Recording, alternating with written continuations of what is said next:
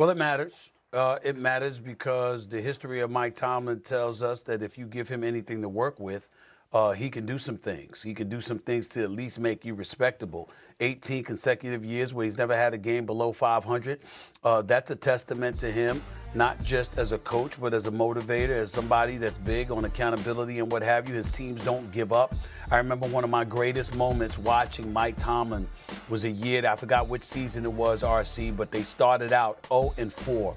And I remember when they were walking off the sideline and he was out or walking to the sideline and he walked on the field and he was looking in the eyes of each individual as they were walking off the field to see if they had given up, if they were ready to quit and whatever. And it was a really, really, really defining moment, one of those inspirational moments that you can pull and apply to anything that we're doing in life, because it's about not lying down and not accepting and resigning yourself to failure when there's still a road to travel to achieve some big things. And I've always admired him for that. But the reality is that the Steelers haven't won a playoff game since 2016. And they've lost, last six, they're one and done in the last 6 consecutive playoff series. I'm thinking about all of these things, and I'm saying to myself, okay, you can get some talent. If you get a quarterback, obviously that's going to better position you to compete, and I don't think that's deniable. The flip side to that, however, is that we also have to ask ourselves this question, and I'll give it to both of y'all by simply asking this, albeit rhetorically. When you're middle of the road, isn't that the worst possible thing? Yeah. You either compete for a championship or you want to stink so badly that you position yourself to get a high pick so you can get something, you can build from that.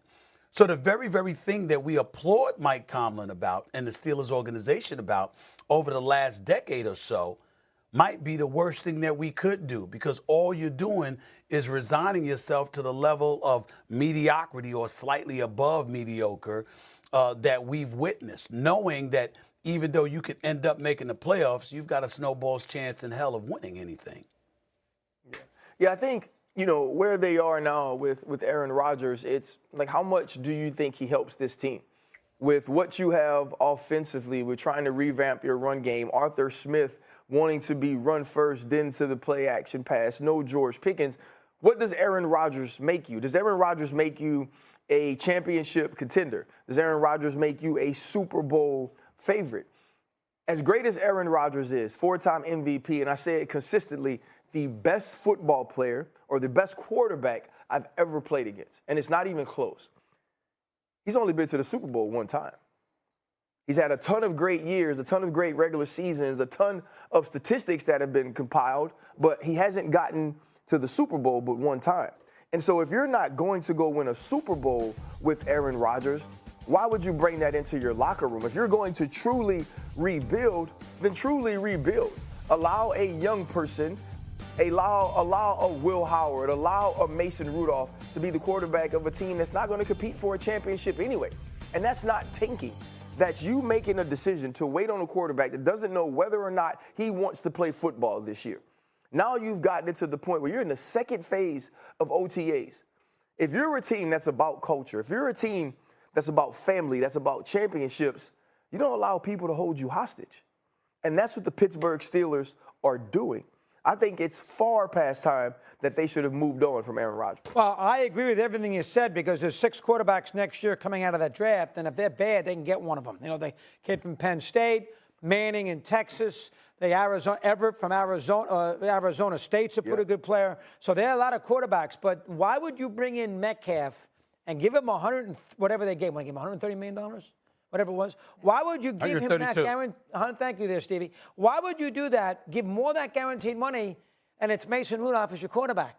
They obviously think that Rodgers, at the end of the day, is going to go there. Now, the question then is what Ryan just said.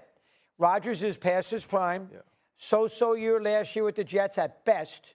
And where are they going to go if Rodgers is the quarterback? They're not winning a Super Bowl. Well, they're not going to be the favorite. But you'll be competitive, and you'll be in a playoff hunt. Is that enough for that? Right, yeah, but you're getting the playoff hunt, dog, and you're in that same place, that 15 to 20. That puts you in a bad spot to get a QB. I agree with that. I agree with that, but here's where I struggle with it, guys. I'm not as down on Aaron Rodgers as most people are. I know that I am in the minority. I understand that. But he tore his Achilles on the 4th play in his Jets debut. We often hear it's going to take you a legitimate 1.5 to 2 years to fully recover from that Achilles tear. Last year, he had about 28 touchdowns, 11 interceptions. It wasn't a great year by any stretch of the imagination, but it was still better than anything we saw from the Jets in recent memory, from a Jets quarterback. So I'm looking at it from that standpoint, and I understand that he's not what he used to be. Please don't get me wrong. And I know that when he lost back-to-back playoff series at Lambeau Field against San Francisco, I get that, held to 10 points last game in San Francisco. I see all of that. But I'm thinking about what the Steelers had the last 2 years with Big Ben Roethlisberger and what they've had, since. And then I'm also asking myself, well, if y'all feel that way about it, what the hell did you let both Russell Wilson and Justin Fields go? Now, Justin Fields left on his own, went to the Jets. Russell Wilson went to the Giants, but that was after he learned that the Steelers weren't going to really give him what he was looking for. But in the end, you had 2 quarterbacks, and then you have none. And to lose both of them and have a Skylar Thompson and a Mason Rudolph is just unacceptable. So I think that we have to at least say to ourselves, no matter what we think of Aaron Rodgers, we know he's better than what you got. And that's what you have to go with. This is the National Football League, man. I don't think that you can go out there with Mason Rudolph and Skylar Thompson and Will Howard as your quarterback room. I just don't think so. Makes me think about. You heard Doggy said you signed DK Metcalf, you give him $130 million. Like, he's going to have to get the football. We're talking about who's going to be playing quarterback for this team, and we don't know. It could be Mason Rudolph. It could be Will Howard. It could be Aaron Rodgers. What if this wasn't a personality thing with George Pickens? What if the thing with George Pickens wasn't about whether or not we could tolerate him, whether or not we could deal with him? It was, you go sign DK Metcalf, who does the same thing that George Pickens does. You don't have a quarterback that's going to be able to get the quarterback to both of these players. What if this was a mutual decision between these two entities, the organization and George Pickens, the player, that being here doesn't work for me? In the year that I only had 3 tubs last year, I only had 800 yards, maybe that you don't, or maybe an organization is saying having you on the team doesn't work right now. Let's get something for you. And the Steelers could be putting themselves in place to rebuild. And if you're going to do that, don't do that with Aaron Rodgers. That's fair, too. I tend to agree, though, with Stephen A. If you look at Aaron Rodgers' regular season numbers and Josh Allen, who won the MVP's regular season numbers, they ain't that far off at all. Like, literally, I think there's 1 pick here or there. Now, obviously, Josh Allen's team as a whole helped carry him much further than Rodgers and the Jets. But I'm going to say this respectfully. Jay, I'm going to say this respectfully. That's why you watch the film, though.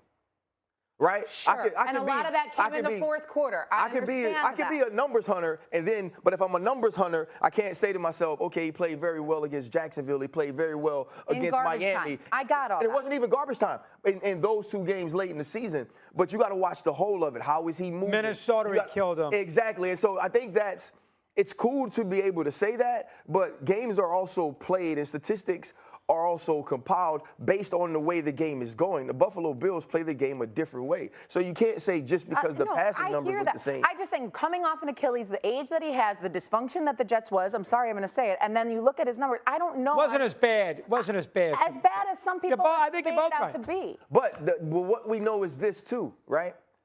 He still behaves like a guy that won 4 MVPs. Oh, he takes all the action out of the room. Right? And so now it's the player we see. Are we going to allow him to come into our locker room and behave that way? Yeah. That's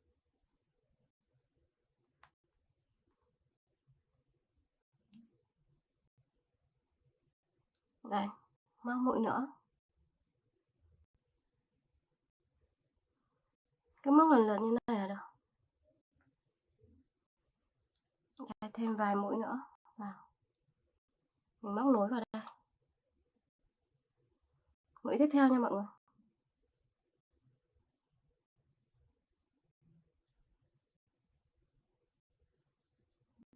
Mũi tiếp.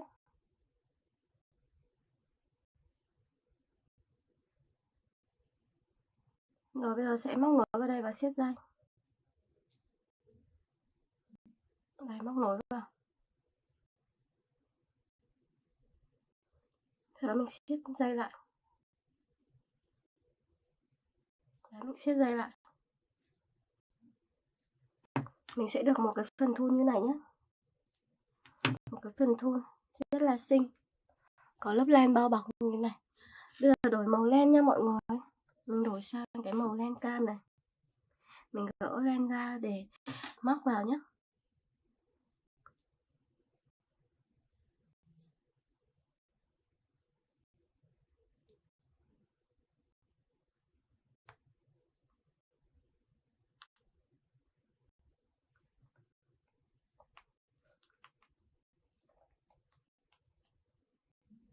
Đây, móc vào.